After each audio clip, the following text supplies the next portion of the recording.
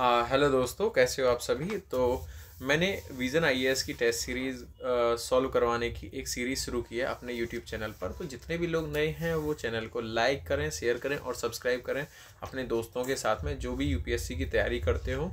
ये test series आपको 2025 के प्रीलिम्स को क्वालिफाई करवाने में मदद करेगी।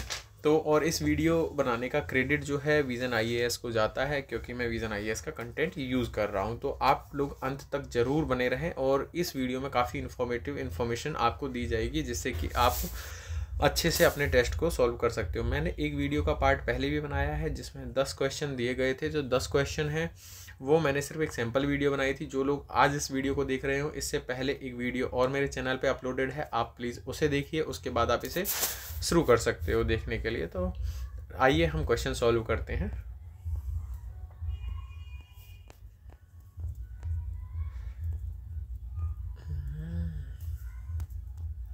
तो ठीक है, पहली वाली वीडियो में हमने 10 तक क्वेश्चन सॉल्व किए थे और आज हम क्वेश्चन सॉल्व करेंगे क्वेश्चन नंबर 11। तो यहाँ पर क्वेश्चन पूछा हुआ है, पहले तो आप लोग जितने भी हैं इस क्वेश्चन को खुद से अटेम्प्ट करने की कोशिश करिए वीडियो को पॉज करके। आप हर क्वेश्चन के लिए यही करेंगे, मैं आपको थोड़ा सा समय दूंगा 2 सेकंड का, तो वहाँ आप वीडियो को पॉज करके खुद अपना क्वेश्चन कमेंट में टाइप करना कि क्वेश्चन नंबर के बाद में ये आंसर है।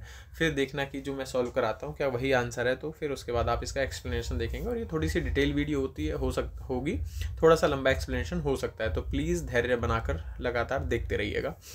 तो क्वेश्चन नंबर 11 जैसे हम पढ़ते हैं, तो हाल ही में हिमालयन वुल्फ सुर्खियों में रहा था। हिमालयन वुल्फ से संबंधित निम्नलिखित कथनों में से कौन सा सही है। तो पहला तो जैसे स्टेटमेंट देखेंगे, यह भारत में पाई जाने वाली भेड़िए की एकमात्र प्रजाति है। तो अब ये बात कर रहा है हिमालयन वुल्फ की, और ये कह रहा है कि एकमात्र भारत में पाई जाने वाली प्रजाति है। ठीक है, तो ये स्टेटमेंट गलत होगा। आपने देखा होगा राजस्थान, गुजरात के कुछ क्षेत्र में भी भेड़िए पाए जाते हैं, और हिमालयन वुल्फ जो है कि वो हिमालय के क्षेत्र में पाया जाता है। ठीक है, तो ऐसे ही, और आपने नॉर्मली सुना होगा गांव में लोग कहते हैं कि भाई भेड़िए रहते हैं जंगल में, तो इसलिए वहाँ से भी आप समझ सकते हो, कॉमन सेंस से भी ये स्टेटमेंट गलत है। ठीक है, और हम इसके लिए देखेंगे दूसरा स्टेटमेंट है, यह प्रजाति प्राकृतिक रूप से केवल ट्रांस हिमालयी क्षेत्र में पाई जाती है। तो आप देखेंगे यह प्रजाति केवल इसने क्या कहा कि केवल ट्रांस हिमालयी क्षेत्र में। तो देखिए ऐसा है, यह प्रजाति जो है कि आपको उत्तराखंड और सिक्किम, तो इन 2 जगह में भी पाई जाती है।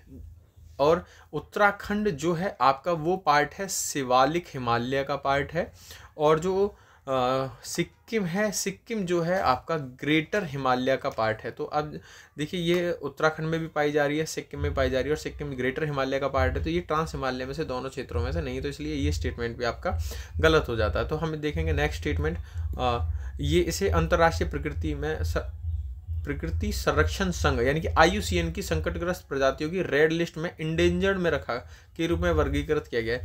लगभग 2500 से लेकर 3000 तक की इनकी मतलब 3800 तक की जनसंख्या इनकी बची हुई है। तो इसे इंडेंजर्ड नहीं, ये वल्नरेबल की कैटेगरी में आएगा। ठीक है, तो इसलिए ये स्टेटमेंट भी गलत हो जाता है। तो इसका आंसर आता है ऑप्शन डी। तो ABC इसमें से तीनों कोई भी सही नहीं है। ये जो आपका क्वेश्चन था ये थोड़ा करंट बेस्ड था। ठीक है, तो इसमें करंट अफेयर वाले भी क्वेश्चन होंगे आपके, और नॉर्मल क्वेश्चंस भी आपके दिए जाएंगे। तो आप लोग खुद से सॉल्व करिए। नेक्स्ट क्वेश्चन आपके सामने है, केंद्रीय अन्वेषण ब्यूरो यानी कि CBI के संदर्भ में निम्नलिखित कथनों पर विचार कीजिए। तो CBI भी आमतौर पर चर्चा का विषय रहता ही है, क्योंकि सेंटर और स्टेट के बीच में इसको लेकर द्वंद्व रहता है। तो इसलिए हम इस क्वेश्चन को सॉल्व करने की कोशिश करेंगे। जैसे कि इसे अपनी शक्तियाँ कहाँ से मिलती हैं, दिल्ली विशेष पुलिस स्थापन अधिनियम 1946 है। तो ये बिल्कुल सही है। तो हम पहले CBI का थोड़ा सा बैकग्राउंड भी जानने की कोशिश करते हैं। तो CBI कैसे काम करता है। तो CBI जो है ये एक तो इसे किसे संथानम एक समिति थी, और उसने रिपोर्ट बनाई थी अपनी, और उसमें सिफारिश की गई थी कि भ्रष्टाचार से लड़ने के लिए एक हमें CBI की आवश्यकता है। तो उन्होंने CBI के लिए संथानम समिति की एक रिपोर्ट है। तो संथानम समिति आपको समझ में आ गया, CBI से संबंधित है। दूसरा, कार्मिक लोक शिकायत और पेंशन मंत्रालय यानी कि कौन सा, कार्मिक लोक शिकायत और पेंशन मंत्रालय के अधीन ये कार्य करती है। उसके अधीन भी कार्मिक विभाग है, उसके अधीन ये कार्य करती है। ठीक है, तो कार्मिक पेंशन एवं कार्मिक लोक शिकायत एवं पेंशन मंत्रालय का जो कार्मिक विभाग है उसके अंदर सीबीआई वर्क करती है। तो ठीक है, अब जैसे स्टेटमेंट 2 यहाँ से गलत हो जाता है, जब आपके बारे में ये पता है तो प्रधानमंत्री कार्यालय के अधीन नहीं, ये स्टेटमेंट गलत हो गया। दूसरा ये भ्रष्टाचार और आर्थिक अपराधों की जांच करती है, बिल्कुल सही बात है, ये भ्रष्टाचार और आर्थिक अपराधों की जांच करती है। अब हम देखेंगे कि जैसे कि अब 2008 में मुंबई हमले हुए थे, उस समय एक एजेंसी बनाई थी नेशनल इन्वेस्टिगेशन एजेंसी। जो नेशनल इन्वेस्टिगेशन एजेंसी ओनली ये सिर्फ आतंकवाद से संबंधित जांच करती है, ठीक है। और जो सीबीआई है ये भ्रष्टाचार और आर्थिक अपराधों की जांच करती है। ये क्या करती है, ये सेंट्रल विजिलेंस कमीशन और लोकपाल इन दोनों की हेल्प करती है, ठीक है। तो आप इसको ऐसे समझ सकते हो। तो स्टेटमेंट 3 इसका बिल्कुल सही है और 1 सही, तो आंसर आ जाता है इसका सही। आप लोग कमेंट बॉक्स में मुझे प्लीज़ बताइएगा कि किस किस का ये क्वेश्चन सही हुआ है। नेक्स्ट हम क्वेश्चन देखेंगे, क्वेश्चन नंबर 13, जिसमें कि आकाश एनजी न्यू जनरेशन, एनजी का मतलब है यहाँ पे न्यू जनरेशन मिसाइल के संदर्भ में बात करेंगे। तो देखो आप यहाँ समझने की बात है, आकाश न्यू जनरेशन एनजी यानी कि आकाश मिसाइल इससे पहले भी होगी। तो आकाश के बारे में बात करेंगे, थोड़ा सा फैक्चुअल है, करंट बेस्ड क्वेश्चन है, ठीक है। आकाश एनजी सतह से हवा में मार करने वाली मिसाइल है, ये बिल्कुल सही है, सतह से हवा में मार करने वाली मिसाइल है। और इस मिसाइल प्रणाली में रैमजेट इंजन लगे हैं, तो ये स्टेटमेंट गलत है। इस मिसाइल में यानी कि जो न्यू जनरेशन वाली मिसाइल है, तो इस मिसाइल में जो आपका लगा हुआ है वो 2+ ठोस रॉकेट इंजन यूज़ किया गया है। तो कौन सा इंजन है, यानी कि 2+ ठोस रॉकेट इंजन का इस्तेमाल इसमें रॉकेट इंजन या रॉकेट मोटर बोल सकते हो आप, उसका इस्तेमाल किया गया है, ठीक है। रॉकेट मोटर का इस्तेमाल इसमें किया गया है। अब हम देखेंगे तो न्यू जनरेशन की मिसाइल है। एक तो इसका जो वेट है वो लगभग 350 किलो इसका वेट है, और ये आकाश में सीधे ऊपर जो है 20 किलोमीटर तक की रेंज इसकी है। और जो इसकी लक्ष्य को भेदने की सटीकता है वो लक्ष्य को भेदने की सटीकता इसकी जो है 90% इसकी सटीकता है, ठीक है। तो ये आप इसके बारे में जान लिए। और इसे क्या है कि अब नेक्स्ट स्टेटमेंट देखेंगे तो स्टेटमेंट 2 इसका गलत है। जो रैमजेट इंजन लगे हैं वो ओल्ड आकाश में लगे हुए हैं, जो आकाश पहली वाली मिसाइल है उसके अंदर ये लगे हुए हैं। स्टेटमेंट नंबर 3 है, इसे स्वदेशी रूप से केवल, देखो ये ऐसे वर्ड को अंडरलाइन कर लो, केवल DRDO यानी कि रक्षा अनुसंधान और विकास संगठन द्वारा डिजाइन भी किया और विकसित भी किया, तो ये गलत है। इसे भारत डायनेमिक्स और भारत इलेक्ट्रॉनिक्स ने साथ में किया है। तो ये DRDO प्लस में भारत इलेक्ट्रॉनिक्स प्लस में भारत डायनेमिक्स, ठीक है, इन तीनों ने मिलकर ये बनाया गया, ठीक है। तो स्टेटमेंट 3 भी इसका गलत हो गया। देखिए आप लोग जो भी हैं नोट्स बना सकते हो साथ में, अगर जिनको नहीं पता है तो क्विक नोट्स बना सकते हो छोटे छोटे। स्टेटमेंट नंबर 4 देखेंगे, इस मिसाइल प्रणाली को स्थिर और चालित दोनों प्लेटफॉर्म में से, हाँ तो ठीक है, इसे हम जैसे कि कहेंगे तो ट्रक से भी कर सकते हैं, या फिर जो मिसाइल लॉन्चिंग पैड होते हैं वहाँ से भी हम लॉन्च कर सकते हैं, चलते हुए ट्रक से भी लॉन्च कर सकते हैं। तो ये स्टेटमेंट नंबर इसका 4 सही है। तो आंसर आता है केवल 2। तो आप लोग कमेंट करिएगा किस किस का ये क्वेश्चन ठीक होता है। नेक्स्ट हम देखेंगे क्वेश्चन नंबर 14 हम देखेंगे। तो जैसे कि क्वेश्चन है यहाँ पे निकाय पूछा गया है और साथ में अध्यक्ष पूछा गया है। तो जैसे राज्य आपदा प्रबंधन प्राधिकरण, ठीक है, और इसका अध्यक्ष कौन होता है, तो हाँ इसका अध्यक्ष मुख्यमंत्री होता है, प्रदेश अध्यक्ष होता है ये। दूसरा हो गया नीति आयोग। तो नीति आयोग का सभी को पता होगा कि नीति आयोग का जो अध्यक्ष होता है वो प्रधानमंत्री होते हैं, प्रदेश अध्यक्ष के रूप में कार्य करते हैं। तीसरा स्टेटमेंट हम देखेंगे तो NDM में क्या है, इसे NDM में कहेंगे, नेशनल डिजास्टर मैनेजमेंट एक्ट के तहत एक प्राधिकरण का गठन किया गया था। NDM एक्ट आया था 2005 में। तो इस एक्ट के तहत राष्ट्रीय आपदा प्रबंधन प्राधिकरण का गठन किया गया था। तो जो इसके अध्यक्ष होते हैं वो भी प्रधानमंत्री होते हैं, और कौन से होते हैं, ये प्रदेश अध्यक्ष होते हैं। तो इसलिए ये 3 गलत है इसका, क्योंकि इसमें लिखा हुआ है केंद्रीय गृह मंत्री। तो इसलिए इसका स्टेटमेंट नंबर मतलब ऑप्शन 2 ठीक है, यानी कि केवल 2 ठीक है। अब हम इसकी बात करते हैं राष्ट्रीय आपदा प्रबंधन प्राधिकरण। इसमें टोटल जो है 9 सदस्य होते हैं, 1+8 यानी कि 1 अध्यक्ष होते हैं, 8 अन्य सदस्य होते हैं। तो अध्यक्ष के पास एक पावर है, वो एक उपाध्यक्ष की नियुक्ति कर सकता है। किसमें से, इन 8 मेंबरों में से एक उपाध्यक्ष की नियुक्ति करता है। जो ये उपाध्यक्ष होगा उसे कौन सा कैबिनेट मंत्री का दर्जा प्राप्त होता है। तो ये क्वेश्चन बन सकता है कि राष्ट्रीय आपदा प्रबंधन प्राधिकरण के उपाध्यक्ष को किस मंत्री का दर्जा प्राप्त होता है, तो इसे कैबिनेट मंत्री का दर्जा प्राप्त होता है, ठीक है। और इसे बनाने का कारण क्या था, इसमें सुनामी आई थी 2004 में, इसीलिए इसे बनाया गया था। ठीक है, तो ये क्वेश्चन आपका क्लियर होगा। तो आप लोग मुझे कमेंट करके बताते रहिएगा कि अगर आप लोगों को ये वीडियो पसंद आ रही हो तो। ठीक है, नेक्स्ट स्टेटमेंट देखेंगे, क्वेश्चन देखेंगे, क्वेश्चन नंबर 15। उच्चतम न्यायालय ने निम्नलिखित में से कितने वाद मूल अधिकारों और राज्य के नीति निर्देशक तत्वों के बीच टकरावों से संबंधित हैं। तो ये थोड़ा सा क्वेश्चन जो है आपको याद करने वाले हैं, जैसे कि आपको एक तो फंडामेंटल राइट, डीपीएसपीज और फंडामेंटल ड्यूटीज़, ये बहुत मोस्ट इंपोर्टेंट टॉपिक्स हैं, इनसे हर बार 1-2 क्वेश्चन यूपीएससी में होते हैं, तो इसलिए इनको थोड़ा अच्छे से आप लोग कर लेना। ठीक है, तो अब हम देखेंगे जैसे कि आई आर कोहिलोवाद आया था 2009 में, तो इसके बारे में हम एक्सप्लेनेशन, ये 9th शेड्यूल के रूप में भी जाना जाता है, तो 9वीं अनुसूची से संबंधित है। आप ज़्यादा डिटेल एक्सप्लेनेशन मैं यहाँ नहीं दूंगा, आप लोग खुद भी पढ़ सकते हो थोड़ा बहुत।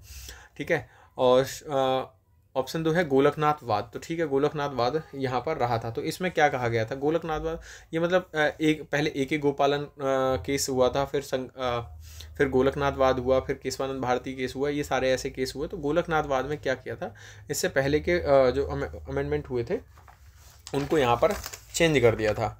तो गोलकनाथवाद में जैसे कि फंडामेंटल जो राइट हैं, फंडामेंटल राइट्स पे कॉन्स्टिट्यूशन अमेंडमेंट नहीं किया जा सकता, जबकि इससे पहले कहा गया था कि कॉन्स्टिट्यूशन अमेंडमेंट किया जा सकता है। तो यहाँ पर हम ध्यान देंगे कि यहाँ पर फंडामेंटल राइट में कॉन्स्टिट्यूशन अमेंडमेंट किया जा सकता है। और इन्होंने क्या है कि इसके परिणाम स्वरूप क्या हुआ, आर्टिकल 31C जोड़ा गया, जो कि 25 कॉन्स्टिट्यूशन अमेंडमेंट करके जोड़ा गया था। तो एक तो ऑप्शन 2 ठीक है, आई आर कोहिलो यहाँ नहीं होगा क्योंकि 9वीं अनुसूची से संबंधित है। तीसरा हम देखेंगे कि मेनका गांधी केस। मेनका गांधीवाद में क्या हुआ था 1980 में, इसमें एक चीज़ प्रतिस्थापित की गई थी। एक तो जैसे कि संविधान में लिखा हुआ था विधि द्वारा स्थापित प्रक्रिया को हटाकर यहाँ पर सम्यक प्रक्रिया से प्रतिस्थापित कर दिया था। तो आप इससे समझ सकते हैं, तो ये भी यहाँ पे गलत होगा। और नेक्स्ट था मिनर्वा मिल्सवाद केस। तो हाँ बिल्कुल, मिनर्वा मिल्सवाद केस फंडामेंटल राइट और डीपीएसपी में टकराव से संबंधित है। इसमें क्या कहा गया था कि फंडामेंटल राइट जो है अधिक प्रभावी होंगे डीपीएसपी के मुकाबले, लेकिन इसमें एक चीज़ और कही गई थी, आर्टिकल 14 और 19 जो होंगे उन्हें उनसे अधिक वरीयता दी जाएगी। आर्टिकल 39B और C को, आर्टिकल 39B और C को अधिक वरीयता दी जाएगी। ठीक है, अब टोटल जो है वर्तमान में जो वर्तमान स्थिति क्या है, हम अब ये भी समझ लेते हैं कि अभी की स्थिति क्या चल रही है। आप लोग ये लक्ष्मीकांत में पढ़ेंगे तो वहाँ थोड़ा सा अच्छे से समझ में आ जाएगा आपको। पहले देखो ये वीडियो जो उनके लिए जो ऑलरेडी रिवीजन कर चुके हैं। ठीक है, तो अब जैसे वर्तमान स्थिति क्या है कि वर्तमान स्थिति फंडामेंटल राइट अधिक प्रभावी हैं डीपीएसपीज को लेके, लेकिन संसद जो है कॉन्स्टिट्यूशन अमेंडमेंट कर सकती है। लेकिन कहाँ तक अमेंडमेंट कर सकती है, जहाँ तक मूल संरचना का सिद्धांत लागू रहे, यानी कि जहाँ तक कि संविधान की जो है मूल संरचना प्रभावी ना हो, यानी कि उल्लंघन ना हो, वहाँ तक संसद अमेंडमेंट कर सकती है। ठीक है, अब हम देखेंगे जैसे कि और कौन कौन से केस, मैंने यहाँ पे आपको बता दिया मिनर्वा मिल्स केस और गोलकनाथवाद केस हो गया, इन दोनों में टकराव से संबंधित। और दूसरा कौन सा होता है, एक हो जाता है चंपकम दोराई राजन केस हो जाता है 1951 का।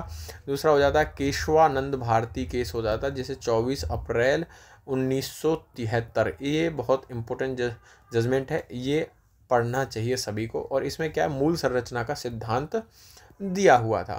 ठीक है, तो यहाँ पर मूल संरचना का सिद्धांत का यहाँ पर बताया था। इसमें क्या किया गया कि केशवानंद केस में 31C का जो दूसरा पार्ट था, इसके 2 पार्ट थे, जो दूसरा पार्ट था उसे असंवैधानिक घोषित कर दिया था। और इसने जिससे कि इसमें क्या कहा गया था कि जो मूल जो न्यायिक समीक्षा है, न्यायिक समीक्षा संविधान का मूल भाग है, इसने ये कहा था। तो इसमें क्या कहा था, तो सेकंड पार्ट संविधान का मूल भाग रहेगी न्यायिक समीक्षा। ठीक है, तो और इसके परिणाम स्वरूप क्या होता है कि इसके परिणाम स्वरूप 42 कॉन्स्टिट्यूशन अमेंडमेंट होता है 1976 का। इसमें क्या कह दिया जाता है, इसमें कहा जाता है कि आर्टिकल 14, 19 और 21 फंडामेंटल राइट पर जो है डीपीएसपीज को विधिक प्रधानता, यानी कि इन तीनों पर विधिक प्रधानता दी जाती है और सर्वोच्चता प्राप्त होती है डीपीएसपीज को। तो इससे आप समझ सकते हो।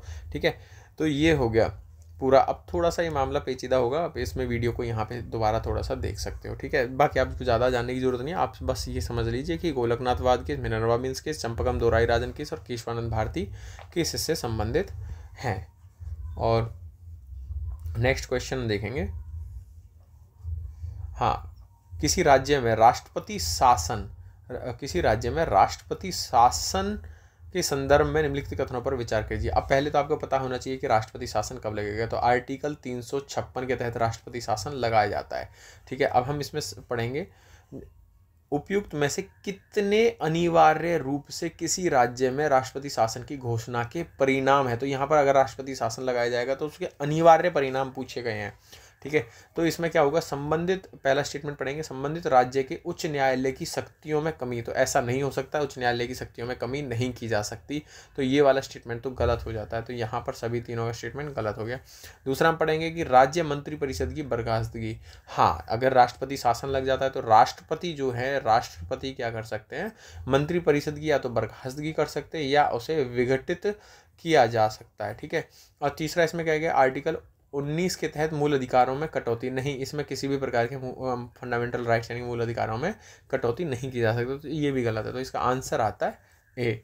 मैं बार बार आपसे दोहराता रहूँगा कि आप खुद भी वीडियो को पॉज करके आंसर देने की कोशिश करते रहें। ठीक है, अब यहाँ पे नेक्स्ट क्वेश्चन देखेंगे, क्वेश्चन नंबर 17। संसद के दोनों सदनों द्वारा पारित संविधान संशोधन विधेयक के संदर्भ में राष्ट्रपति के पास निम्नलिखित में से कितने विकल्प उपलब्ध हैं। तो देखिए, पहली बात तो आपको क्वेश्चन को समझना बहुत ज़्यादा महत्वपूर्ण है, क्योंकि जब क्वेश्चन नहीं समझोगे तो जल्दी में गलत हो जाते हैं। ठीक है, जैसे दोनों सदनों द्वारा पारित संविधान संशोधन विधेयक में राष्ट्रपति के पास निम्नलिखित में कितने विकल्प उपलब्ध होते हैं। तो पहला स्टेटमेंट पढ़ेंगे, वह विधेयक को स्वीकृति पर रोक सकता है। और दूसरा स्टेटमेंट है, वह विधेयक को पुनर्विचार के लिए वापस भेज सकता है। वह विधेयक पर स्वीकृति दे सकता है। तो यहाँ पर हम देखेंगे तो वह विधेयक को स्वीकृति के लिए रोक सकता है। तो दैट्स नॉट पॉसिबल, वो रोक नहीं सकता, क्योंकि जो 24वां संविधान संशोधन हुआ था, 24 कॉन्स्टिट्यूशन अमेंडमेंट 1971 हुआ था, इसमें संसद ने क्या किया था, तो संसद ने किया था आर्टिकल 13 और आर्टिकल 368 के तहत में संशोधन इसने कर दिया था। इसमें क्या करा, संसद को शक्ति दी गई कि वह 368 के तहत फंडामेंटल राइट में कॉन्स्टिट्यूशन अमेंडमेंट यानी कि 368 के तहत कॉन्स्टिट्यूशन अमेंडमेंट की कर सकती है फंडामेंटल राइट्स में। और इसमें क्या कहता है, या तो फंडामेंटल राइट्स को समाप्त भी कर सकती है और कटौती भी उनकी कर सकती है, लेकिन कहाँ तक, जहाँ तक वो मूल संरचना के सिद्धांत का उल्लंघन ना करते हों। और इसी में ही 24 कॉन्स्टिट्यूशन अमेंडमेंट में ही एक चीज़ और करी गई थी कि राष्ट्रपति को बाध्य किया गया था कि वो, अगर हम संविधान संशोधन करते हैं यानी कि संसद संविधान संशोधन करती है, तो वह विधेयक पर स्वीकृति को रोक नहीं सकता, स्वीकृति देने के लिए बाध्य है, और ना ही उसे पुनर्विचार के लिए लौटा सकता। तो इसलिए हम देखेंगे तो स्टेटमेंट 1 और 2 दोनों गलत हैं। ये भी गलत, ये भी गलत। तो स्टेटमेंट 3 सही है, तो यहाँ पर केवल 1 सही आता है। और नेक्स्ट क्वेश्चन देखेंगे, क्वेश्चन नंबर 18। निम्नलिखित में से किसने मूल संरचना के सिद्धांत को परिभाषित किया है। तो देखिए, जब ऐसे क्वेश्चन होते हैं कि यूपीएससी में संविधान ने द्वारा परिभाषित किया गया, तो आमतौर पर वो गलत होते हैं। तो एक बारी ऐसे ट्रेंड्स को भी आप देख सकते हो। अब जैसे यहाँ मूल संरचना के सिद्धांत को परिभाषित किया गया, संसद ने नहीं किया है, उच्चतम न्यायालय ने भी नहीं किया, ना ही भारत के संविधान ने किया है, यानी कि आंसर आता है इसका डी। उपयुक्त में से किसी ने मूल संरचना का सिद्धांत दिया जाए, जो 24 अप्रैल का जो केस है 1973 केशवानंद भारती केस में ये दिया गया था। ठीक है, अब हम नेक्स्ट क्वेश्चन देखेंगे, क्वेश्चन नंबर 19। निम्नलिखित में से कौन से राष्ट्रीय अनुसूचित जाति आयोग द्वारा किए जाते कार्य पूछे गए हैं। तो राष्ट्रीय अनुसूचित जाति आयोग है जो वो कौन कौन से कार्य करता है। तो आप लोग खुद भी आप इस क्वेश्चन को अटेम्प्ट करने की कोशिश करें। तो ये किस किस के द्वारा किया जाता है। तो पहली बात तो हम देखेंगे राष्ट्रीय अनुसूचित यानी कि national commission for schedule caste के लिए। ये क्या है, ये एक संवैधानिक है। तो यूपीएससी कई बार ऐसे क्वेश्चन भी पूछ लेती है, संवैधानिक या गैर संवैधानिक निकाय है। तो पहली बात तो हम समझेंगे ये संवैधानिक निकाय के रूप में कार्य करता है। ठीक है, और आर्टिकल 338 इसके लिए प्रत्यक्ष रूप से संविधान में दिया गया है। और एक बार आप लोग आर्टिकल जरूर पढ़ लिया कीजिए, जो आर्टिकल इंपॉर्टेंट है। आर्टिकल 338 और ये किस लिए बनाया गया, पहले हम इसे समझेंगे कि national commission for schedule caste क्यों बनाया गया। यह क्या करता है, जो अनुसूचित जाति हैं उनके सामाजिक प्लस आर्थिक विकास की जो योजनाएं बनाई जाती हैं, सामाजिक और आर्थिक विकास की जो योजना बनाई जाती है, उस योजना के निर्माण की प्रक्रिया में ये महत्वपूर्ण भूमिका निभाता है। साथ में यह सलाह देता है तथा और क्या करता है, यह संघ और राज्य के तहत उन्होंने कितना कार्य किया है, संघ और राज्य के तहत उनके विकास, जो भी विकास किया है, उन्होंने कितनी प्रगति की है, उसका भी मूल्यांकन करता है। यानी कि संघ और राज्य ने कितनी प्रगति की है सामाजिक आर्थिक उन्नति के लिए, नेशनल इसने शेड्यूल कास्ट के लिए, तो उसकी भी ये जांच यानी कि मूल्यांकन करता है। आप ये समझ लिए। अब इसका हम देखेंगे तो क्या करेंगे, जैसे कि हम स्टेटमेंट 1 देखेंगे, अनुसूचित जातियों के लिए विधिक रक्षोपायों से संबंधित सभी मामलों की जांच में निगरानी करना है। बिल्कुल सही स्टेटमेंट है। दूसरा, आंग्ल भारतीय समुदाय के शोषण के विरुद्ध रक्षोपायों का प्रदान करना है। बिल्कुल ठीक है, ये स्टेटमेंट भी ठीक है, क्योंकि आंग्ल भारतीय समुदाय के शोषण से संबंधित भी यही रक्षोपायों के रक्षा उपाय प्रदान करता है। तीसरा है, अनुसूचित जातियों के लिए प्रावधान किए गए वे संवैधानिक रक्षोपायों के कार्यकरण के बारे में राष्ट्रपति को प्रतिवेदन देना। हाँ, ये भी सही है। तो क्या करता है कि राष्ट्रपति को पर ईयर यानी कि प्रति वर्ष राष्ट्रपति के सामने एक रिपोर्ट जाती है, वह रिपोर्ट फिर संसद में राष्ट्रपति जो है रखते हैं। तो इसलिए इसका स्टेटमेंट का आंसर हो जाता है, इस क्वेश्चन का आंसर हो जाता है ऑप्शन नंबर डी। और नेक्स्ट क्वेश्चन हम देखेंगे, क्वेश्चन नंबर 20। ठीक है, अब इसमें पूछा गया है, यह क्वेश्चन देखिए, ये क्वेश्चन बहुत लेंथी है और सॉरी, इस क्वेश्चन में मल्टीपल इन्फॉर्मेशन आपको दी गई है। जैसे कि इसके तहत पहली बार गवर्नर जनरल की परिषद, यानी कि देखिए पहली, अब यहाँ से आप शुरू होता है कि पहली बार गवर्नर जनरल की परिषद के विधायी और कार्यकारी कार्यों को पृथक कर दिया गया था। दूसरे शब्दों में कहें तो इसके तहत पृथक रूप में गवर्नर जनरल की एक विधायी परिषद का गठन किया गया था। यानी कि विधायी परिषद का गठन, देखिए अब पूछ सकता है कि किस एक्ट के तहत गवर्नर जनरल की विधायी परिषद का गठन किया गया था। तो ये भी क्वेश्चन यहाँ से बन सकता है। देखिए कई सारे क्वेश्चन यहाँ से आपके क्लियर हो जाएंगे। ठीक है, अब जिसे इंडियन लेजिस्लेटिव काउंसिल, भारतीय विधायी परिषद कहा गया, इसे भारतीय विधायी परिषद। अब वो पूछ सकता है कि भारतीय विधायी परिषद का गठन किस एक्ट के तहत किया गया या कब किया गया।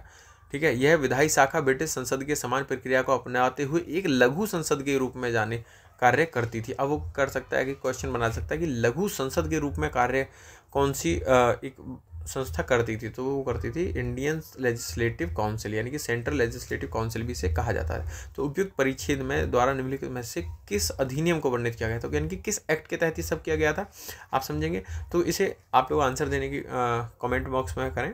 तो इसे किया गया था चार्टर अधिनियम 1853। तो आपको एक इन्फॉर्मेशन बता देता हूँ, 1793 से लेकर 1853 तक जितने भी एक्ट पास किए गए उन सबको चार्टर अधिनियम कहा जाता है। ठीक है, तो थोड़ा सा आप इन अधिनियम्स को पढ़ लेना। तो अब इसमें क्या हुआ, पहली बात तो इंडियन लेजिस्लेटिव काउंसिल थी। अब इंडियन थी तो इंडियन से इससे क्या मतलब था, यानी कि इसमें क्या हुआ, पहली बार बनाई गई थी ये, पहली बार में क्या हुआ, स्थानीय प्रतिनिधित्व दिया गया था। ठीक है, यानी कि स्थानीय प्रतिनिधित्व की शुरुआत यहाँ पर की गई थी। इसमें टोटल जो है 6 नए सदस्य ऐड किए गए थे, जिसमें से कि 4 कहाँ से आए थे, 4 आए थे मद्रास, बॉम्बे, बंगाल और आगरा की जो ये मद्रास, बॉम्बे और बंगाल की जो प्रांतीय सरकारें थी, यहाँ की जो प्रांतीय सरकारें थी, वहाँ से इन्हें नियुक्त किया गया था 4 लोगों को। ठीक है, तो यहाँ पे हो गया। अब यहाँ पे 1853 के हम एक्ट की बात करेंगे, तो इस एक्ट में कुछ इंपॉर्टेंट था। यहाँ पर पहली बार ओपन, आप जिस एग्जाम की तैयारी कर रहे हो, कौन सा, सिविल सर्विस के एग्जाम की, तो यहाँ पर भारतीयों के लिए पहली बार ओपन सर्विस का प्रावधान किया गया था कि ठीक है, भारतीय भी अब प्रतियोगिता परीक्षाओं में बैठ सकते हैं, यानी कि सिविल सेवा के लिए। और इसके बाद इसी के तहत 1854 में मैकाले समिति का भी गठन किया गया था। ठीक है, तो यहाँ पर मैकाले समिति का भी गठन किया गया था, ये भी इंपॉर्टेंट हो जाता है। तो थोड़ा सा इन एक्ट्स के बारे में जो है 1858, 1861 एंड 1909 ये इंपॉर्टेंट है। आप इसमें जो मोस्ट इंपॉर्टेंट एक्ट है वो एक बार मैं लिख देता हूँ। तो ये सारे तो इंपॉर्टेंट हैं ही हैं। आप यहाँ पर एक बार 1833 वाला भी पढ़ सकते हो, 1909 वाला भी पढ़ सकते हो, और 1935 ये एक्ट बहुत ज़्यादा इंपॉर्टेंट है। इन सब एक्ट को एक बार आप रिवाइज कर लेना। नेक्स्ट क्वेश्चन देखेंगे, थोड़ा सा कॉन्सेप्चुअल क्वेश्चन है। क्वेश्चन नंबर 21, निम्नलिखित कथनों में से कौन सा स्वतंत्रता और समानता के बीच संबंध का सर्वोत्तम वर्णन करता है। देखिए पहला स्टेटमेंट पढ़ते हैं, समानता के अभाव में स्वतंत्रता से अनेक लोगों पर कुछ लोगों का वर्चस्व स्थापित हो जाएगा। ठीक है, दूसरा स्टेटमेंट पढ़ेंगे, समानता स्वतंत्रता के लिए बाधक है। तो अब देखिए कैसे हो सकता है कि समानता स्वतंत्रता के लिए बाधक कैसे हो जाती है, व्यक्तिगत आज़ादी की। ठीक है, जब समानता है तो अब बाधक नहीं होगी, तो ये तो गलत हो जाता है। 3 नंबर पढ़ेंगे, स्वतंत्रता और समानता परस्पर अनन्य है और एक दूसरे का साथ सहअस्तित्व नहीं हो सकता, ऐसा हो ही नहीं है जब स्वतंत्रता और समानता दोनों एक दूसरे से हाथ पकड़कर चलती है। ठीक है, तो समानता केवल विशेषाधिकार प्राप्त कुछ लोगों के लिए आवश्यक है, जबकि स्वतंत्रता से सभी को लाभ होता है। ऐसा नहीं हो सकता कि विशेषाधिकार, आपके फंडामेंटल राइट्स में भी दिया गया है कि समानता का अधिकार। ठीक है, तो विशेषाधिकार नहीं है, समानता का अधिकार सभी को है, तो इसलिए ये भी गलत हुआ। तो स्टेटमेंट ए ठीक है। अब कैसे समझेंगे हम स्टेटमेंट ए को, थोड़ा सा देखो, इन्हें ना नॉर्मल जिंदगी के एग्जांपल से आप इन्हें समझ सकते हो। जैसे कि समानता के अभाव में जब राइट टू इक्वलिटी नहीं रहेगा तो स्वतंत्रता कैसे काम करेगी। जब समानता है भाई, ठीक है, व्यापार करने की समानता है, बाहर जाने की, घूमने फिरने की समानता, स्वतंत्रता है, तो स्वतंत्रता तभी तो कार्य करेगी, अनेक लोगों पर कुछ लोगों का वर्चस्व स्थापित हो जाएगा। बिल्कुल सही बात। अगर समानता नहीं रहेगी, ठीक है, जैसे कि आप मान लीजिए कार्य करने की समानता आपको नहीं है, जैसे आप कोई भी कार्य कर सकते हो और स्वतंत्रता है, लेकिन कुछ लोगों का वर्चस्व स्थापित हो जाएगा, तो जब स्वतंत्रता अधिक हो जाएगी और समानता का अभाव कर देंगे, तो बिल्कुल सही बात है, यहाँ पर कुछ लोगों का वर्चस्व स्थापित हो जाएगा। ठीक है, नेक्स्ट क्वेश्चन देखेंगे, क्वेश्चन नंबर 22 और ऑपरेशन प्रॉस्पेरिटी गार्जियन शब्दावली हाल ही में से सुर्खियों में रही, इसका निम्नलिखित उद्देश्यों में किन पोतों के सुरक्षित नौ संचालन से संबंधित है। तो ऑपरेशन प्रॉस्पेरिटी गार्जियन जो शुरुआत किया गया था वो रेड सी में शुरू किया गया था। ठीक है, जो कि मेडिटेरियन सी और हिंद महासागर के बीच में पड़ता है, और यहाँ पर जो वो व्यापार बाधित हो रहा था, इसलिए इसे यूएस के रक्षा मंत्री ने इसे शुरू किया था। ठीक है, यूएस के रक्षा मंत्री ने इसकी शुरुआत की थी, आप इसे समझ सकते हो। ठीक है, जो वहाँ पे हुती रेबल्स वगैरह चल रहा है, जो जहाज़ों को लूट रहे थे, इस वजह से उन्हें वाहनों को नौ वाहन है उनको सुरक्षा देने के लिए ये किया गया था। ठीक है, और क्वेश्चन नंबर 23 आ जाता है, निम्नलिखित में विचार कीजिए। देखिए, क्वेश्चन को बहुत ध्यान से पढ़ना है। जैसे उपयुक्त में से कितने सभी संविधान संशोधन प्रक्रियाओं में अनिवार्य रूप से, देखिए छोटे छोटे वर्ड बहुत ज़्यादा इंपॉर्टेंट होते हैं, यहाँ पूछा अनिवार्य रूप से शामिल होते हैं। कितने सभी संविधान संशोधन में, यानी कि सभी संविधान संशोधन की बात कर रहा है कि प्रक्रियाओं की बात कर रहा है, अनिवार्य रूप से शामिल होते हैं। देखिए बिल्कुल सीधी बात है। देखिए, सबसे पहले राष्ट्रपति शामिल होते हैं, लोकसभा भी शामिल होती है और राज्यसभा भी शामिल होती है, लेकिन विधानसभाएं नहीं होती और विधान परिषदें नहीं होती। तो कुछ अब देखेंगे कि संविधान सभा, अब सभी संविधान सभा संशोधन कौन कौन से, तो 3 तरह के संशोधन किए जाते हैं। नंबर पहला होता है जिसे कि साधारण बहुमत से पास किया जा सकता है, दूसरा है कि ये विशेष बहुमत से किया जा सकता है, और तीसरा होता है कि यहाँ पर विशेष बहुमत तो होना चाहिए, प्लस में आधे से अधिक राज्यों का भी विधान परिषद से अनुमोदन की आवश्यकता होती है। तो ऐसा ये तीसरा वाला कब लागू होता है, तो तीसरा जो है जब संघीय ढांचे से संबंधित कोई मामला होता है, तो वहाँ पर हम इस तीसरे प्रकार के विशेष बहुमत का इस्तेमाल करते हैं। तो इसीलिए आप समझेंगे, तो विधानसभाएं और विधान परिषदें तीसरे प्रकार के विशेष बहुमत मिलेंगे। ये यहाँ पे सभी संविधान संशोधन की प्रक्रिया में अनिवार्य रूप, यानी कि अगर इन तीनों में से जो भी संविधान संशोधन जिस भी बहुमत के द्वारा किया जाएगा, तो ये तीनों लोग जो है भाग लेंगे, यानी कि संसद पूर्ण रूप से भाग लेगी, राष्ट्रपति भी भाग लेंगे, लोकसभा, राज्यसभा। ठीक है, तो इस तरह से क्वेश्चन को आपको समझना होता है।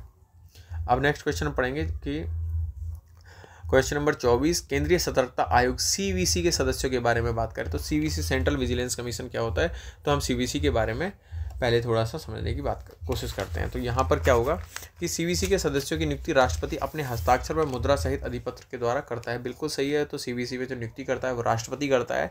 अब हम पढ़ेंगे स्टेटमेंट नंबर 2, यह सीवीसी 6 वर्ष की अवधि के लिए और 70 वर्ष की आयु प्राप्त करने, नहीं जो भी पहले हो, नहीं इसके लिए सीवीसी के लिए जो अभी चेंज किया गया है, तो 4 साल और 65 वर्ष की आयु की गई है। तो ये वाला स्टेटमेंट आपका यहाँ पे गलत हो जाता है।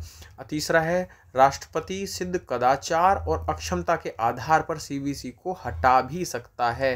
देखिए, कदाचार और अक्षमता के आधार पर सीवीसी को नहीं हटाया जा सकता, इलेक्शन कमीशन ऑफ इंडिया के अध्यक्ष को हटाया जा सकता है, तो इसलिए ये भी गलत है। अब राष्ट्रपति सीवीसी को किस आधार पर हटा सकता है, पहली बात अब ये जानने की बात है यहाँ पर।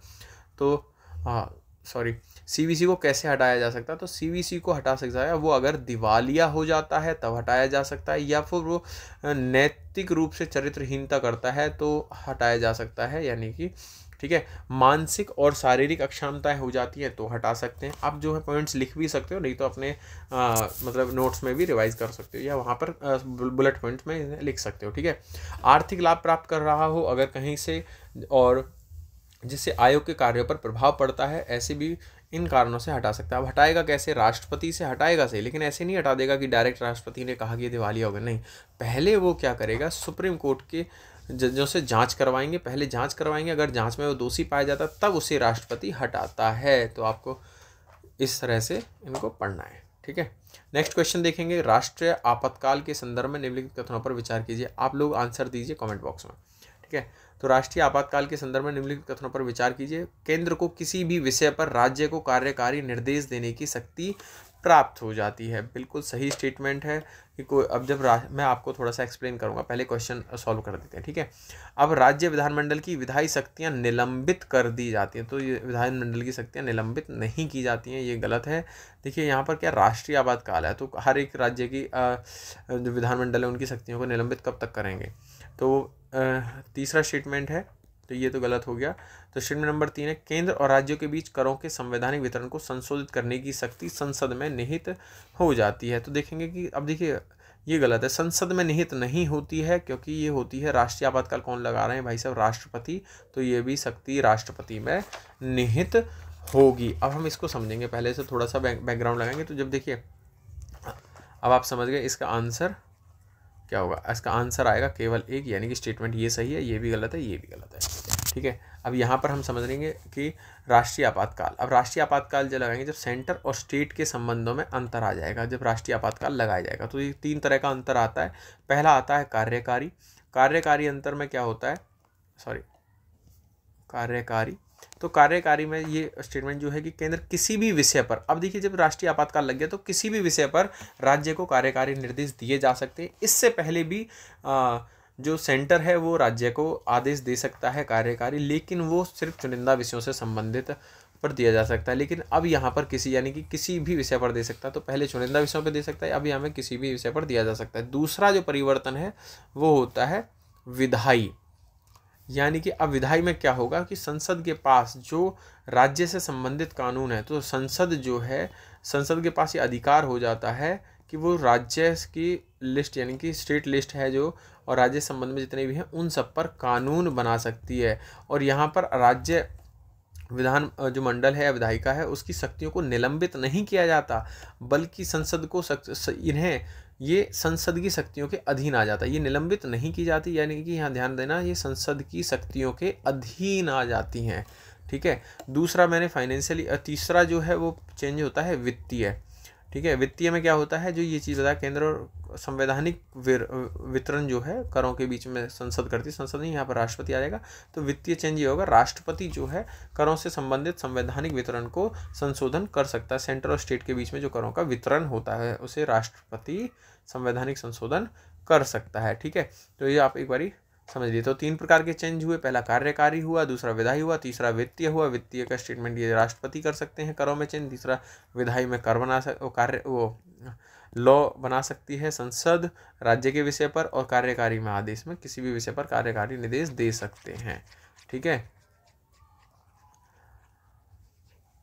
यहाँ पर एक स्टेटमेंट और बन सकता है, तो यहाँ पर क्या होगा कि केंद्र की कार्यकारी शक्ति का विस्तार हो जाता है। देखिए इनकी केंद्र के पास पहले भी वो जब राष्ट्रीय आपातकाल नहीं लगा था तब भी कार्यकारी निर्देश दे रही थी, लेकिन अब क्या हुआ, अब किसी भी विषय पर दे दिए, तो इसे कहा जा सकता है कि केंद्र की कार्यकारी शक्ति का विस्तार हो रहा है, ठीक है।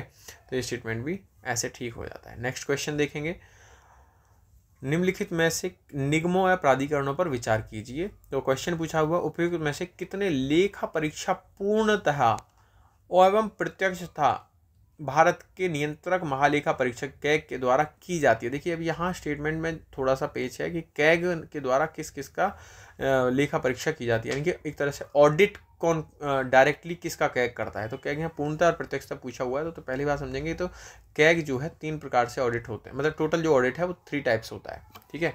तो पहला जो ऑडिट होता है, ऑडिट टाइप 1 में क्या होगा कि एक तो कैग डायरेक्ट करेगा, ठीक है, कैग डायरेक्ट कर सकता है।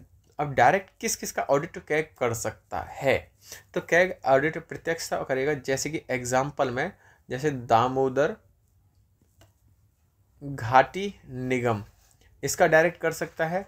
दूसरा वो कर सकता है जैसे तेल व प्राकृतिक गैस निगम जो है प्लस अन्य, ऐसे जो सार्वजनिक संस्थान है उनका कैग डायरेक्टली ऑडिट कर सकता है। दूसरा एक दूसरे प्रकार का ऑडिट होता है जिसमें कैग मतलब कि निजी पेशेवर जो हैं, जो निजी लेखा परीक्षक होते हैं, जो निजी लेखा परीक्षक तो होते हैं, निजी लेखा परीक्षक वो ऑडिट करेंगे, लेकिन कैग की सहायता जरूर लेंगे। तो यहाँ पर कैग की हेल्प जरूर लेंगे। तो एक ये प्रकार का ऑडिट हुआ। अब इसमें हेल्प ली जा रही है, नॉट डायरेक्टली कैग कर रहा है। तो ऐसे कौन कौन से संस्थान है, तो जैसे कि करेगा कौन कौन से, जैसे केंद्रीय भंडारण और निगम हुआ, दूसरा हुआ, और एग्जाम्पल बता रहा हूँ मैं आपको, औद्योगिक वित्त निगम, ठीक है। थोड़ी सी राइटिंग से अपनी आ रही होगी क्योंकि मुझे थोड़ा सा लिखने में दिक्कत आती है यहाँ पे।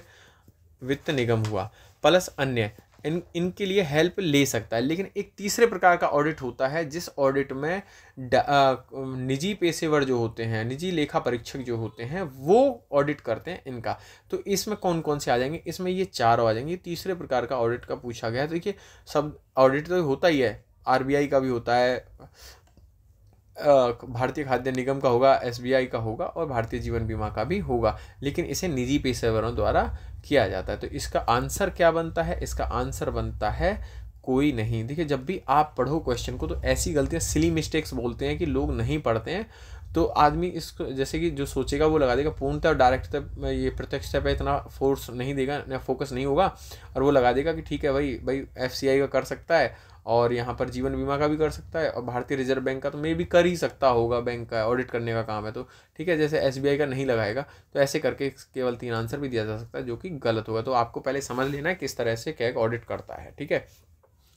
स्टेटमेंट क्वेश्चन नंबर 27 देखेंगे कि निम्नलिखित घटना पर विचार कीजिए। जैसे गोवा को पूर्ण राज्य का दर्जा प्राप्त होना। अब इसमें क्या एक तरह टाइमिंग पूछी हुई है क्रोनोलॉजी के हिसाब से कि कालक्रम में इन्हें व्यवस्थित कीजिए कि पहले क्या हुआ था। देखिए हमें पता है कि जैसे 1 नवंबर 1966 को जो बना था हरियाणा राज्य बना था। अब हरियाणा राज्य बनने के बाद मैं एक थोड़ी सी स्टोरी में बता देता हूँ कि मास्टर तारा सिंह जी जो थे पंजाब में, जैसे हरियाणा राज्य का गठन हुआ तो उस समय उन्होंने क्या किया कि तारा सिंह जी ने पंजाब की यानी कि अलग सिंह राज्य की मांग की। तो फिर उसके बाद में यहाँ पर बनाया गया था, फिर पंजाब बना गया था जिसमें इन हरियाणा और पंजाब अलग अलग बनाए गए। तो इसमें सह आयोग बने थे, उस आयोग की सिफारिशों के आधार पर बनाया था और साथ ही हिमाचल को भी एक पार्ट दिया गया था, हिमाचल राज्य भी। अब जैसे हमें पूछेंगे गोवा को पूर्ण राज्य का दर्जा प्राप्त होना, तो गोवा को पूर्ण राज्य का दर्जा कब प्राप्त हुआ, तो इससे पहले क्या हुआ कि पहले लिया गया तो 1962 में 12वां कॉन्स्टिट्यूशन अमेंडमेंट 1962 यानी किया गया जिसमें इसे यूटी का दर्जा दिया गया था, ठीक है। पहले इसे डायरेक्टली राज्य नहीं बनाया था, पूर्ण राज्य का दर्जा बाद में दिया, पहले इसे संघ राज्य क्षेत्र बनाया गया। उसके बाद में 1987 में इसे पूर्ण राज्य का दर्जा प्राप्त हुआ था, यानी कि इसे 1987 में पूर्ण राज्य का दर्जा प्राप्त हुआ। और साथ ही में 1987 में एक कार्य और हुआ था जहां पर दमन एंड द्वीप को, यानी कि दमन एंड द्वीप को यूटी का दर्जा दिया गया था, ठीक है। तो ये ध्यान रखना है आपको। नेक्स्ट आएगा कि सिक्किम राज्य को भारतीय संघ में सम्मिलित किया गया था। तो सिक्किम राज्य को भारतीय संघ में कब सम्मिलित किया गया, तो ये 1975 में किया गया था। इसके लिए अमेंडमेंट हुआ 36 कॉन्स्टिट्यूशन अमेंडमेंट 1975 किया गया था, ठीक है। और जो एक चीज़ बताने रहेगी, हरियाणा भारत में संघ का 17वां राज्य बनाया गया था, क्योंकि मैं हरियाणा से हूँ तो थोड़ा सा मुझे इसके बारे में पता है। तो 17वां राज्य ये बनाया गया था। नेक्स्ट देखेंगे कि नागालैंड राज्य का गठन कब किया गया था। तो नागालैंड राज्य का गठन किया गया था 1963 में। अब कैसे किया गया था, जो नागा पहाड़ियाँ थी, नागा पहाड़ियों प्लस में असम से बाहर का एक क्षेत्र था, उसे त्वेंस्तांग बोला जाता है, ठीक है। त्वेंसांग मैं लिख के बता देता हूँ, त्वेंसांग क्षेत्र, इस क्षेत्र को मिलाकर दोनों क्षेत्रों को तब नागालैंड राज्य का गठन 1963 में किया गया था, ठीक है। अब इसके लिए हम देखेंगे तो जैसे स्टेटमेंट देखेंगे तो यहाँ पर कालक्रम के हिसाब से क्या बनता है, आंसर बी ठीक हो जाता है, okay. Next statement, next question देखेंगे। स्वतंत्रता के बाद राज्यों के पुनर्गठन के संदर्भ में निम्नलिखित कथनों पर विचार कीजिए। तो राज्य पुनर्गठन ने एक भाषा एक राज्य के सिद्धांत को स्वीकार किया था। तो राज्य पुनर्गठन आयोग जो बना था, ठीक है, इसने एक भाषा एक राज्य के गठन को स्वीकार मतलब सिद्धांत को स्वीकार नहीं किया था। इसका कारण भी मैं बता दूंगा। और स्टेटमेंट 2 है, राज्य पुनर्गठन समिति की सिफारिशों को स्वीकार करने के बाद होने वाला राज्य आंध्र प्रदेश पहला राज्य था। देखिए अभी क्या कह रहा है, राज्य पुनर्गठन समिति की सिफारिशों, यानी कि समिति की सिफारिशों के बाद नहीं, ऐसा नहीं है कि समिति तो बाद में बनी थी। पहला राज्य जब वो श्री पोटू रामलुलू जी ने 56 दिन का अवकाश किया था, वो फास्ट किया था, तब राज्य बना था पहला 1953 में आंध्र प्रदेश बना था। ठीक है, उसके बाद में, यानी कि स्टेटमेंट 1 भी गलत है 2 भी गलत है, तो इसका आंसर हो जाता है डी। तो पहली बात है, यहाँ पर एक आयोग बना था जिसे कहा जाता है फजल अली आयोग। ठीक है, फजल अली आयोग है। इस आयोग के 3 सदस्य थे, एक फजल अली थे, दूसरे थे एच.एन. कुंजरू जी थे, और तीसरे थे के.एम. पणिकर।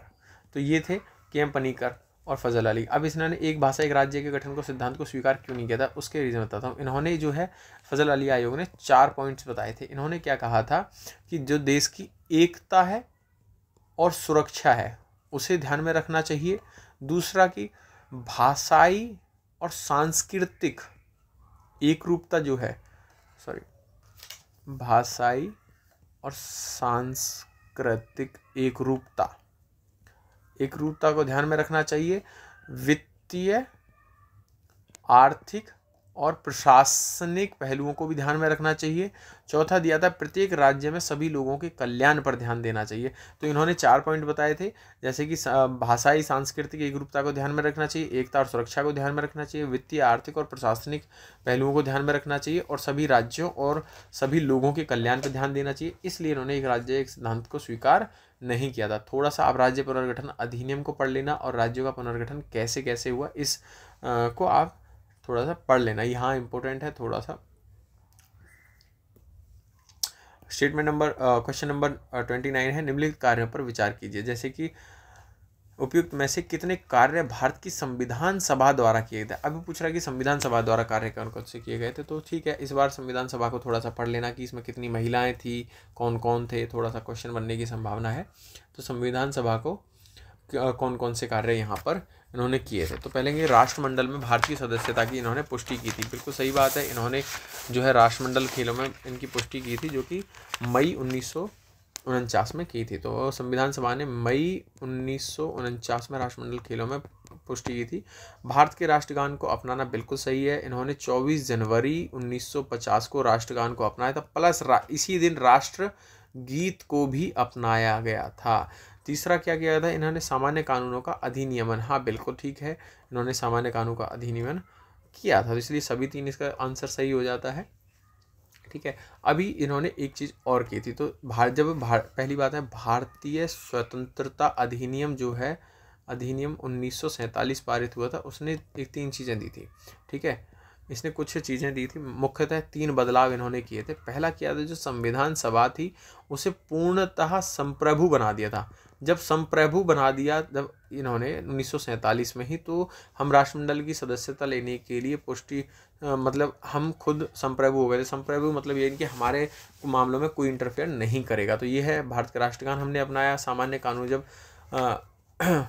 कानूनों का भी अधिनियमन किया गया, क्योंकि हम एक विधायिका बन चुके थे। ठीक है, दूसरा एक कार्य इसने क्या किया था चेंजेस में, पहला चेंज हो गया संविधान सभा पूर्णतः संप्रभु हो गई। दूसरा एक चेंजेस किया था, संविधान सभा विधायी निकाय बन गई थी। ठीक है, तो विधायी निकाय बन गई, अब कानूनों का नियमन तो करेंगे जब विधायिका बन गई तो। ठीक है, तीसरा एक चेंज क्या किया गया था, तो इसमें सबसे बड़ा चेंज क्या हुआ था, जो जिन्ना जी थे वो चले गए थे। ठीक है, यानी कि मुस्लिम लीग अलग हो गई थी यहाँ पर। तो आप ये ध्यान रखेंगे, ये 3 चेंजेस इंपॉर्टेंट थे, मुस्लिम लीग का अलग होना और भारतीय संविधान सभा का पूर्णतः स्वतंत्र होना और विधायिका बन जाना। ठीक है, तो ये काम ये इम्पोर्टेंट है। और इसी दिन एक काम और किया था इसी संविधान सभा ने, 22 जुलाई 1947 को राष्ट्रध्वज भी स्वीकार किया था। ठीक है, तो ये भी इम्पोर्टेंट हो जाता है। तो ये थोड़ा सा फैक्चुअल क्वेश्चन है। बेलाडिला, कुद्रेमुख और मयूरभंज के बीच क्या समानता है? देखिए ठीक है, आप मयूरभंज समझेंगे तो मयूरभंज क्या है, यहाँ पर लोहे के भंडार पाए जाते हैं, इसलिए आप बाकी समझ सकते हो। बेलाडिला, कुद्रेमुख, मयूरभंज के बीच क्या समानता है? ये लोहे के भंडार स्थल हैं। देखिए अब यहाँ पर थोड़ा सा इंपॉर्टेंट है, भारत पूरे विश्व का 7% लौह अयस्क का उत्पादन करता है और भारत पूरी दुनिया में 4th यानी कि चौथा स्थान रखता है उत्पादित करने में। अब लौह अयस्क क्या होता है? लौह अयस्क में मैग्नेटाइट और हेमेटाइट का लौह अयस्क होते हैं, ठीक है। मैग्नेटाइट और लौह अयस्क हेमेटाइट का मिश्रण होता है ये, ठीक है। तो समझ लीजिए ये इंपॉर्टेंट है, 7% वैश्विक उत्पादन होता है और 4th स्थान पर आता है भारत। क्वेश्चन नंबर 31 देखेंगे, निम्नलिखित में से कितनों की परिकल्पना भारतीय संविधान संशोधन में शोषण के विरुद्ध अधिकार के रूप में की गई है? अब शोषण के विरुद्ध अधिकार की बात कर रहे हैं तो शोषण के विरुद्ध अधिकार संविधान में फंडामेंटल राइट्स में कहाँ गए हैं? आर्टिकल 23 और 24 में शोषण के विरुद्ध अधिकार दिया गया है। तो जैसे 23 में दिया गया मानव दुर्व्यवहार बलात्श्रम से संबंधित है, तो आर्टिकल ये जो स्टेट मानव दुर्व्यवहार बलात्श्रम से संबंधित है, आर्टिकल 23 हो जाता है। कारखानों में बच्चों के नियोजन पर प्रतिबंध, जिसमें 14 वर्ष से कम आयु के बच्चों के बारे में जिक्र है, तो ये आर्टिकल 24 हो जाता है। तो आर्टिकल 23 और 24 दो हैं। अब ये तीसरा गिरफ्तारी और निरोध से संरक्षण, आर्टिकल 22 से संबंध रखता है, इसलिए ये स्टेटमेंट ये गलत हो जाता है। तो यहाँ पर दो, क्योंकि यहाँ पर सिर्फ शोषण के विरुद्ध अधिकार पूछा गया है, ठीक है। नेक्स्ट हम देखेंगे कि निम्नलिखित में से व्हाइट गुड्स के उदाहरण क्या क्या है? व्हाइट गुड्स क्या होती हैं? व्हाइट गुड वो होती हैं जो आपके घर में यूज़ की जाती हैं, जैसे कि व्हाइट गुड्स में वॉशिंग मशीन आती है, शराब व्हाइट गुड्स में नहीं आती है, सिन गुड्स में आती है।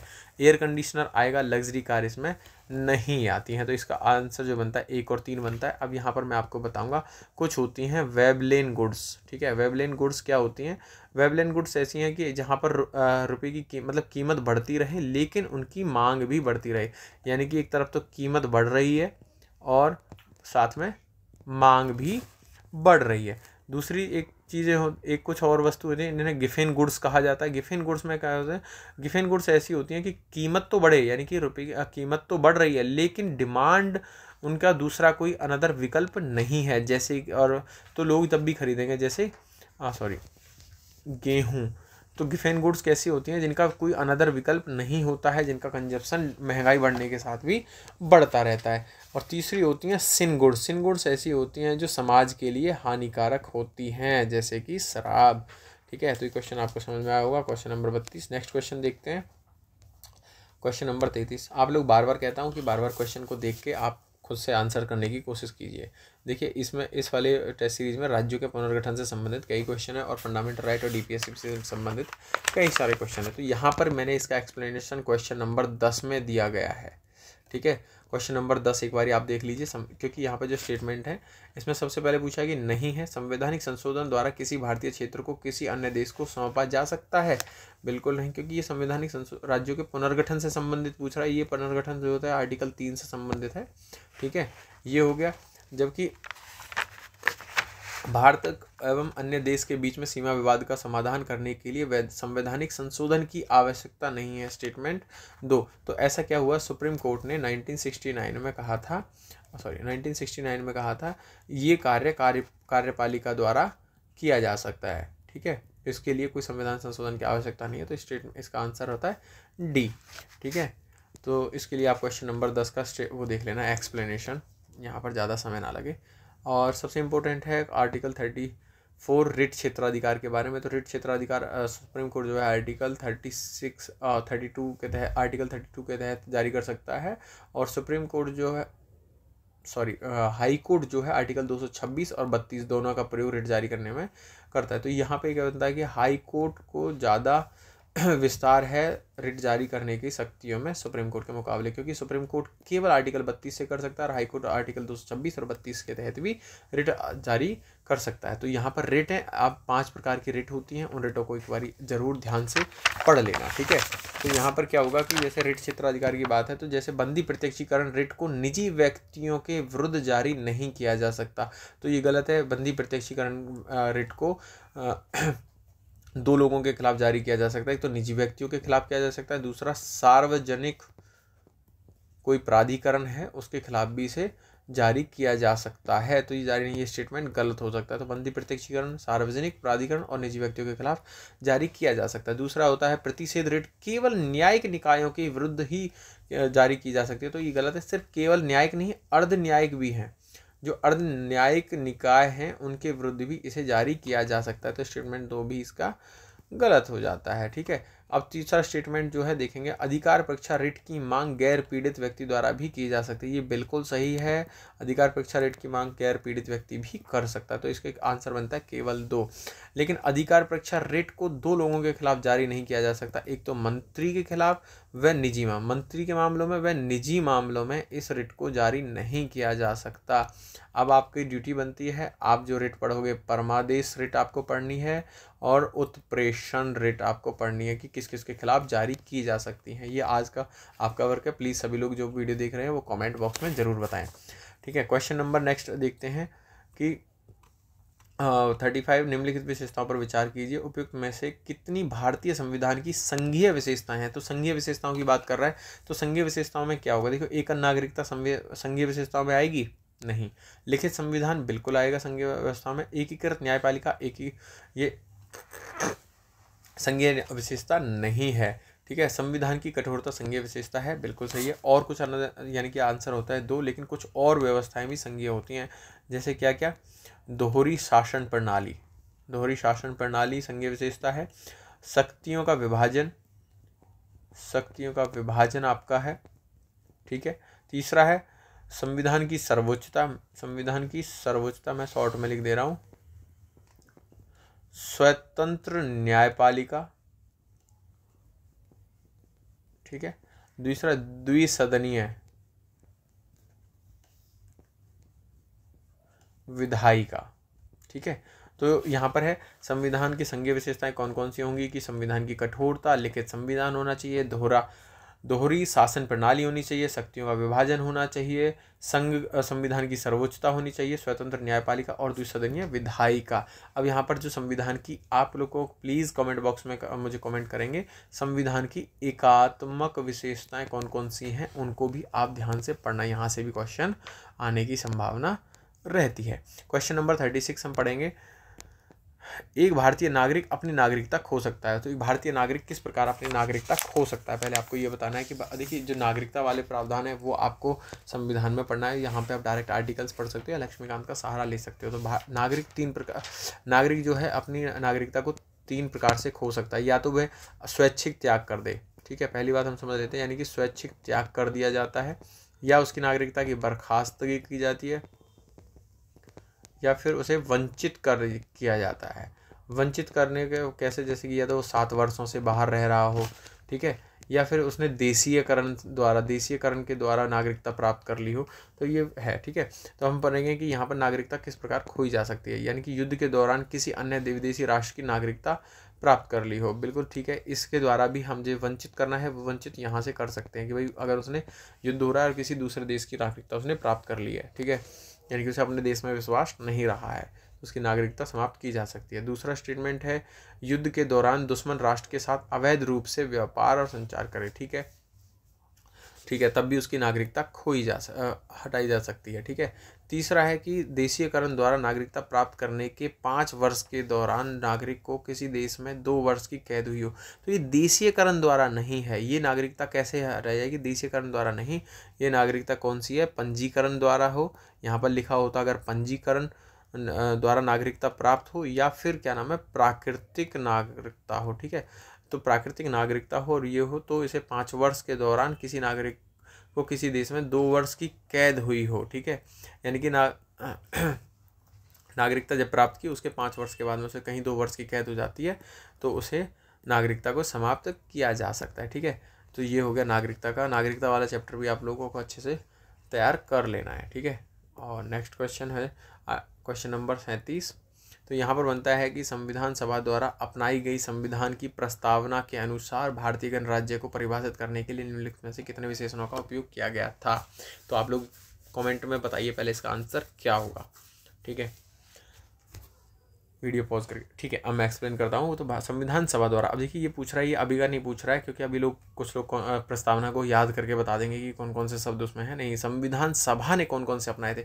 आपको ध्यान होगा कि एक 42 कॉन्स्टिट्यूशन अमेंडमेंट हुआ है 1976 का, जिसमें 3 चीज़ें जोड़ी गई थी। एक तो समाजवादी शब्द जोड़ा गया था, दूसरा पंथ निरपेक्ष जोड़ा गया था, तीसरा एक शब्द था अखंडता, ये जोड़ा गया था। ये अलग से ऐड किए हुए हैं, ठीक है। तो इसलिए ये 2 तो होंगे नहीं, यानी कि संपूर्ण प्रभुत्व संपन्न और लोकतांत्रिक ये 2 हैं, तो आंसर इसका 2 आ जाता है। तो प्रस्तावना से संबंधित भी आप पढ़ लेना, ठीक है। अब यहाँ पर हम पढ़ेंगे कि ये करंट अफेयर में रहा, हाल ही में सुर्खियों में रहे बबल बेबी सिंड्रोम के संदर्भ में निम्नलिखित कथनों पर विचार कीजिए। तो यह एक हृदय रोग है जो कोविड-19 से प्रभावित शिशुओं और बच्चों में देखा जाता है। ऐसा ये बिल्कुल भी नहीं है, ठीक है। तो हम इस रोग की बात करेंगे पहले कि बबल बेबी सिंड्रोम होता क्या। देखिए आप इस शब्द को समझिए, बबल बेबी सिंड्रोम, ठीक है। पहली बात तो ये कैसी है, एक आनुवांशिक बीमारी है, ठीक है।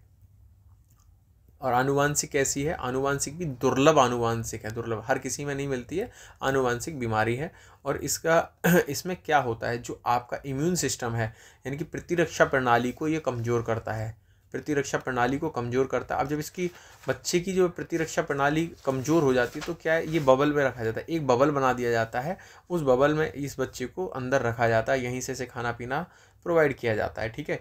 अब ये बाहर अगर पर्यावरण के संबंध में डायरेक्ट आता है, तो इसे इसकी देखो प्रतिरक्षा प्रणाली कमजोर है, तो इसके लिए इसके बीमार होने की संभावना अधिक हो जाती है। लेकिन इन बच्चों के साथ में एक समस्या, ये 1 साल से ज़्यादा, 1 ईयर से ज़्यादा सर्वाइव नहीं कर पाते हैं। अब इनका ट्रीटमेंट क्या दिया जाता है, हाँ इनका ट्रीटमेंट किया जा सकता है, या तो बोन मैरो ट्रांसप्लांट कराई जाती है, या फिर स्टेम सेल, ठीक है, बोन मैरो और स्टेम सेल ट्रांसफ़र कराई जाती है, इसलिए कहा जाता है। और इससे क्या है, सीनियर कंबाइंड इम्यूनो डेफिशिएंसी कहा जाता है, SCID रोगों की कैटेगरी में ये आता है, ठीक है।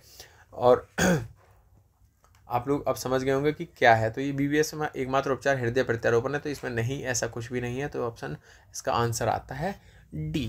नेक्स्ट क्वेश्चन हम देखेंगे,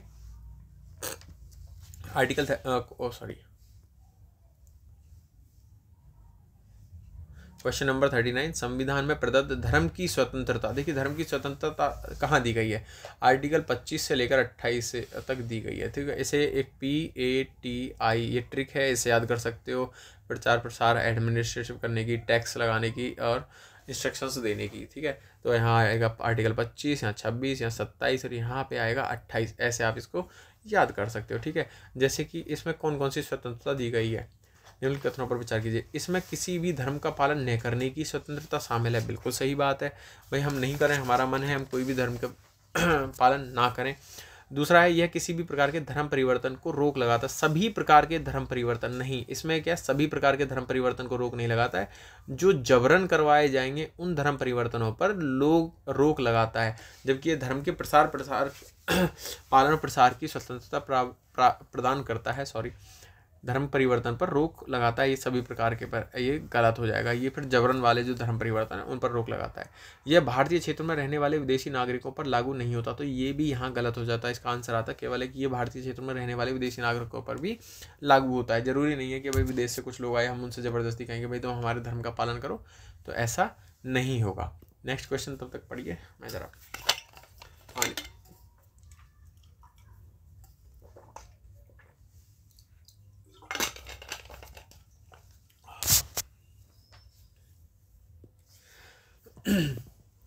तो क्वेश्चन नंबर 40 है, भारतीय संविधान के अंतर्गत मूल कर्तव्यों की सूची में निम्नलिखित में से कौन सा बाद में जोड़ा गया था। तो देखिए सिंपल है, बाकी सब ये दिए गए हैं, पहले से ही 10 थे और 11वां जोड़ा गया था 6 से 14 वर्ष की आयु के बच्चे वाला, तो आंसर इसका C हो जाता है। एक बार मूल कर्तव्य आप पढ़ लेना, ज़्यादा बड़ा नहीं है, ज़्यादा डिफिकल्ट नहीं है, इसलिए मैंने ज़्यादा एक्सप्लेन किया नहीं है, ठीक है। निम्नलिखित में से कौन अपने सभी नागरिकों के लिए समता, स्वतंत्रता और न्याय प्राप्त करने की प्रस्तावना के उद्देश्य को प्रभावी बनाता है। देखिए प्रभावी क्या बनाएगा, आप कह रहे हैं प्रस्तावना में दिया है कि समता, स्वतंत्रता और न्याय प्राप्त करने की प्रस्तावना के उद्देश्य को प्रभावी बनाता है, तो क्या बनाता है। देखिए यहाँ पर आंसर है इसका मूल कर्तव्य, मूल कर्तव्य नहीं, मूल अधिकार, आंसर A। DPS भी नहीं बनाते, मूल कर्तव्य नहीं बनाते, और ना ही न्यायिक पुनरावलोकन की शक्ति बनाती, तो फंडामेंटल राइट इसका एक सही आंसर होता है। नेक्स्ट क्वेश्चन है कि यूरिया गोल्ड निम्नलिखित कथनों पर विचार कीजिए। तो जो यूरिया गोल्ड है, यूरिया गोल्ड जो है सल्फर कोटेड यूरिया बनाया गया है, बिल्कुल सही बात है। सल्फर की कोटिंग तीव्र गति से नाइट्रोजन की आपूर्ति को सक्षम नहीं, ये तीव्र गति से नहीं, ये तीव्र गति नहीं है, अधिक दक्षता के साथ में करता है, ठीक है, अधिक दक्षता के साथ में नाइट्रोजन आपूर्ति करता है। तो इसलिए स्टेटमेंट 2 गलत है, आंसर आता है स्टेटमेंट नंबर 1, ठीक है। और नेक्स्ट क्वेश्चन देखेंगे तो भारतीय वित्तीय आसूचना इकाई, देखिए वित्तीय आसूचना इकाई के संदर्भ में निम्नलिखित कथनों पर विचार कीजिए। यह एक केंद्रीय एजेंसी है जिस पर संदिग्ध वित्तीय लेन देन से संबंधित जानकारी प्राप्त करने, उसकी प्रोसेसिंग और विश्लेषण से प्रसार करने से की जिम्मेदारी होती है। बिल्कुल सही बात है, ये सही है, केंद्रीय एजेंसी है, ठीक है। अब क्या हुआ था, इसे जो है भारत सरकार के, मैं बताता हूँ इसका बैकग्राउंड बताता हूँ, ठीक है। चलो दूसरा भी स्टेटमेंट पढ़ लेते हैं तब तक। यह अपनी रिपोर्ट सीधे वित्त मंत्री की अध्यक्षता वाली आर्थिक आसूचना परिषद को देता है। बिल्कुल सही है, यह वित्त मंत्री की अध्यक्षता में आर्थिक सूचना परिषद होती है, उसको रिपोर्ट देता है। तो इसका आंसर आता है सी। अब पढ़ते हैं, जैसे भारत सरकार है, सरकार का जो एक राजस्व विभाग है, राजस्व विभाग के तहत इसे 18 सितंबर 2004 को इसका गठन किया गया था, ठीक है। और ये क्या मनी लॉन्ड्रिंग जैसे PMLA एक्ट के तहत बनाया गया था इसे, ठीक है।